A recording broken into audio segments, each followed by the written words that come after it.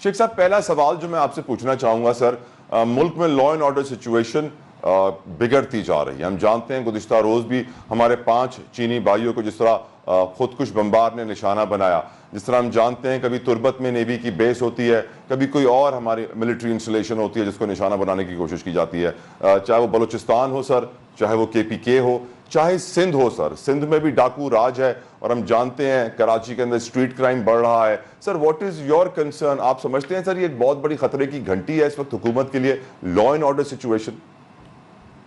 इसमें कोई शक नहीं है और इसमें कोई दो राय नहीं है, लेकिन एक बात जरा ज़हन में रखें, जब आप अपने अंदरूनी तौर पे कमजोर होते हैं ना, तो फिर आपका दुश्मन जो है आप पे हमला करता है। और ये माजी में भी ऐसा ही चलता रहा। जब जब आपके अंदर कमजोरियां बढ़ती हैं, आप अपने एक दूसरे के दस्तों गिरबान होते हैं, आप कमजोर से कमजोर होते चले जाते हैं, तो दुश्मन को मौका मिलता है, फिर वो आपके ऊपर हमला करते हैं। और यही इस वक्त सिचुएशन है। मतलब देखें, अब क़यामत की निशानी है कि अफगानिस्तान जैसा मुल्क भी आपको क्या कहते हैं अल्टीमेटम देता है। और जब से ये इंसर्जेंसी शुरू हुई है, और टोटल इंसर्जेंसी जो है वो अफगानिस्तान की तरफ हुई है, और आज आके फिर ये पूरा ये कि ये हमारे दीनी भाई हैं।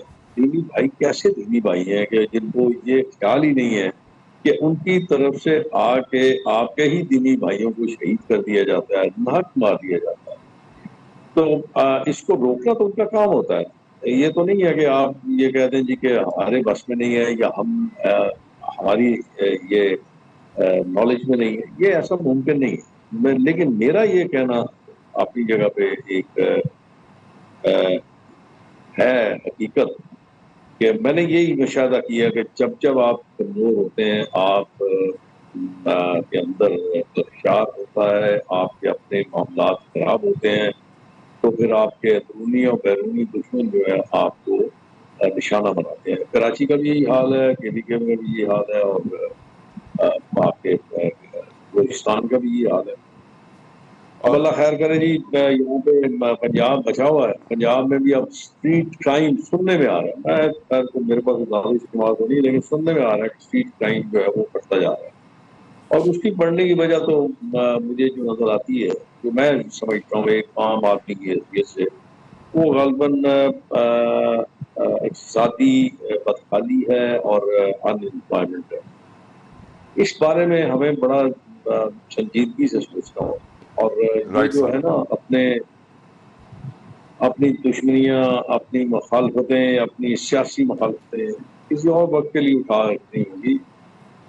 शेख साहब, ये हमारी अपनी अंदरूनी कमजोरी है या ये मुस्लिम लीग नून की अंदरूनी कमजोरी है कि होम मिनिस्टर और PCB चेयरमैन ये दो बड़े अहम होते हैं, बड़ी जिम्मेदारियां दोनों ओहदों की हमने एक ही शख्स को दे दी है? क्या ये नून लीग की कमजोरी है सर? इस बारे में मेरा तो अपना एक नुक्ता नज़र जो मैंने आपके सामने पेश कर दी है, वो कोई भी हो, चाहे नकवी हो या जैदी हो या कोई बलोच हो या कोई जट हो, जो भी होगा उसके बस का रोक नहीं है ये। जब तक आप अपने अंदर आप ठीक नहीं करेंगे। आपको याद है ना, मियां नवाज शरीफ को एक सजा दी गई थी जब हमने ये कहा था कि अपना हाउस इन ऑर्डर करना चाहिए, हमने एक तकरीर में कहा था, तो उसके बाद उनको खासा भुगतना पड़ा।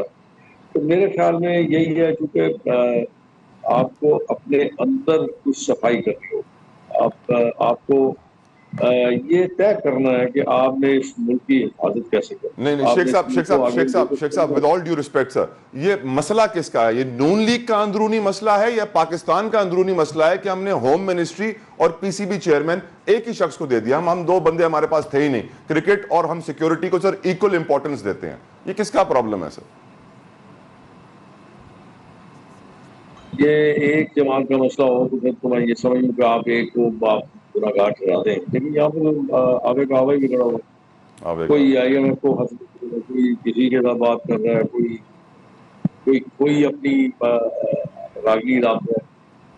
मतलब होता तो ये है ना कि जब आपके मुल्क को अंदरूनी और बैरूनी साजिशों का या खतरात का सामना हो, तो सबको मुल्क की खातिर सबको इकट्ठे हो जाना चाहिए।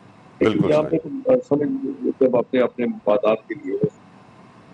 سر امریکہ نے کہا ہے کہ گیس پائپ لائن جو ہم ایران کے لیے بنا رہے ہیں اس سے باز رہیں. ہم جانتے ہیں اس ملک کو سستی گیس کی ضرورت ہے, سستی پاور کی ضرورت ہے, سستی پیٹرول کی ضرورت ہے.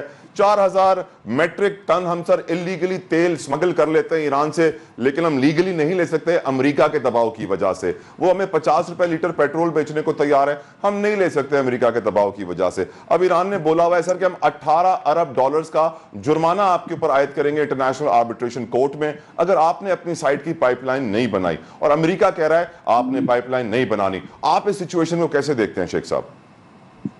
موقف بالکل اس کے آپ جو بات کر رہے ہیں نا اس بات سے تھوڑا سا میں اس طرح اس کو اپنی بات کو ایلیبریٹ کروں گا, اس طرح اپنی بات کو کہوں گا کہ دیکھیں دو چیزیں ہیں. ہمیں دیکھنا یہ ہے کہ ہم کہاں سے فائدہ لے سکتے ہیں, ہمیں کون سی چیز ایسی ہے جو آپ کے ملک کو بہتر کر سکتی ہے. سب سے پہلے تو یہ تو میری کون سنے گا, نہ کوئی میری بات کو سنے گا, نہ اس بات کو اتنی زیادہ کوئی میرے گھر میں شاید اہمیت دے, لیکن میرا اپنا خیال ہے کہ آپ کو فوری طور پہ آپ کو اپنے ہاں جو بجلی سے چلنے والی اشیاء ہیں, جسے مطلب گاڑی ہے, بجلی سے چلنے والی گاڑی ہے, اس کو فروغ دینا چاہیے. اس کو اس طرح کا اس پہ سیکشن ہو کہ وہ گاڑی جو ہے وہ سستی پڑے اور لوگ اس طرف کنورٹ کریں. اب اس کو دو فائدے آپ کو مل جائیں گے. ایک تو آپ کا پیٹرولیم جو بل ہے وہ آپ کا کم ہو جائے گا. دوسرا آپ کی جو آپ نے جو شور مچایا ہوتا ہے پولوشن کا, وہ پولوشن آپ کی کم ہو جائے گی. تو اس میں آپ کو بڑا سیریسلی تھنک اوور کرنا پڑے گا. ایک بات یہ ہوگی. دوسری بات یہ ہے کہ آپ کب تک, کس وقت تک, اگر آپ پاکستان کی سالمیت کو نشانہ بنا کے آپ پاکستان امریکہ کے ہاتھوں بھیجتا رہے گا تو کب تک سستا رہے گا, کب تک یہ آپ کرتے رہیں گے. امریکہ تو آپ کو چین نہیں لینے دے گا, وہ کبھی نہیں چاہے گا کہ پاکستان جو ہے ایک مضبوط ملک بن جائے. اور میرا اس میں 3 بنیادی موضوعات ہیں جس پہ میں یہ بات کہتا ہوں. اور پہلی بات یہ کہوں گا کہ پاکستان چونکہ دنیا کا سب سے بڑا اسلامی ملک ہے, اور دوسری بات یہ ہے کہ آپ کی جو فوج ہے وہ دنیا کی ایک مانی فوج ہے, اور خاص طور پہ انٹیلیجنس ایجنسیز آپ کی بہت قابل ایجنسیز ہیں. اور تیسری جو سب سے اہم چیز ہے وہ ہے آپ نیوکلیر پاور. ان 3 چیزوں کو سامنے رکھتے ہوئے آپ کو یہ بات باور کا یا یہ بات آپ کو سمجھ لینی چاہیے کہ یہ امریکہ آپ کو کبھی بھی خود مختار نہیں ہونے دے گا, کبھی بھی مضبوط نہیں ہونے دے گا. لیکن اس کے لیے آپ کو بہت سارے اقدامات ایسے کرنے ہیں جو آپ کے ملک کے لیے اور آپ کے ملک کے عوام کے لیے فائدہ مند. وہ کرنے کے لیے آپ کو تھوڑا سا اپنے پاؤں پہ کھڑا ہونا پڑے گا, تھوڑا سا اپنے پاؤں پہ وزن ڈالنا پڑے گا, تھوڑا سا اپنی آواز میں وزن ڈالنا. شیخ صاحب آپ کہہ رہے ہیں آواز میں وزن ڈالنا ہوگا, اپنے آپ کو بہتر کرنا ہوگا. سر میں آپ کو 2 ایگزامپل دے رہا ہوں, ریسنٹ انسیڈنٹس ہیں سر. سر جوڑیا بازار بڑا مشہور بازار ہے کراچی کا, ہول سیل ریٹیلرز کا.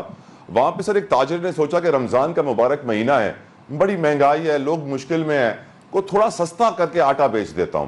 تو سر جو 125 روپے کلو آٹا تھا اس نے 117-16 روپے بیچ دیا. تو حکومتی مشینری جاگ اٹھی اور کہا کہ اس میں اتنی ہمت آ گئی کہ یہ سستا آٹا بیچ رہا ہے. اس بندے کے اوپر جرمانہ کر دیا, اس کو فائن کر دیا, اس کے خلاف ایکشن ہوا. سر بے نظیر انکم سپورٹ پروگرام کے جو وینڈرز گاؤں دیہاتوں میں جاتے ہیں پیسے بانٹنے کے لیے, وہ ہر شخص کے سر 2000 روپے 1500 روپے کاٹ لیتے ہیں کہ بھائی پیسے چاہیے تو مجھے دینے پڑیں گے 1500-2000 روپے, ورنہ آپ کو پیسے نہیں ملیں گے. اور ان کے خلاف کوئی ایکشن نہیں ہوتا. سر کیا آپ کو لگتا ہے ایسی قوم کبھی تبدیل ہوگی جہاں 5.5 لاکھ بچہ ہر سال ریپ ہوتا ہے اور کوئی اس کے اوپر آواز اٹھانے کو تیار نہیں ہوتا, سستے آٹے والے کے پر جرمانہ ہو جاتا ہے, اور جو رشوت خوری ہے, اینٹی کرپشن کے ادارے ہیں, نیب ہیں, وہی سب سے زیادہ کرپٹ اور سب سے بڑے چور ہیں. ہم کیسے بدلیں گے سر؟ اس کا میں ایک لفظ میں آپ کو عرض کر دوں, بے حسی. اور جس دن یہ چیز آپ کے اندر سے نکل جائے گی نا تو یقین کیجئے یہ ملک انشاءاللہ, میں اللہ کے گھر مجھے پوری امید ہے کہ جس دن آپ یہ چیز کے لفظ آپ اپنے اندر سے نکال دیں گے تو یہ ملک ترقی کرے بغیر رہ ہی نہیں سکے. کون سا لفظ سر؟ لیکن مسئلہ یہ ہے کہ آپ کیا کریں گے، اس لفظ نے تو تباہ کر دیا ہے اس چیز سے. آپ کے سامنے ہی آپ نے اتنی لمبی باتیں جو کی ہیں اس کی سارا لب لباب اسی پہ آ جاتا ہے کہ بیوروکریٹس بے حس اور لوگ جو کرتے ہیں اپنے قیمت کو بڑھاتے ہیں اس مبارک مہینے میں بے حس، اور جو سرمایہ اپنا غریبوں کے لیے استعمال نہیں کرتا وہ سرمایہ دار بے حس. اس لیے ایک بات اور میں آپ سے عرض کروں، بڑی معذرت کے ساتھ معافی مانگ کے آپ سے، آپ نے میرے خیال میں قوم کا لفظ استعمال کیا تھا جو کہ میرے خیال میں مناسب نہیں ہے.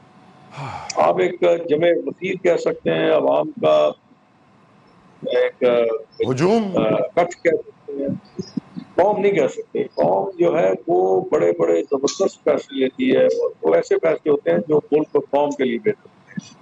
جب قوم ہوتی ہے نا وہ فیصلے لیتی ہے، رائٹ شیخ صاحب. ورنہ اس طرح کی آپ کی اگر انڈیپینڈنٹ انڈیویجول آپ کی حیثیت ہے تو پھر آپ کی کوئی حیثیت نہیں. تھینک یو شیخ صاحب. بہت آپ نے آخر میں ایسی بات کر دی جو میرے خیال سے ہر پاکستانی کی آنکھیں کھولنے کے لیے کافی ہے. بہت مشکور شیخ روہیل اصغر صاحب. اور آپ نے واضح کر دیا ہم قوم نہیں ہیں، ہم ہجوم ہیں، اور ہم بے حس بھی ہیں. اللہ تعالیٰ اس ہجوم کو دوبارہ قوم کرے اور ہماری بے حسی بے بسی ختم کرے.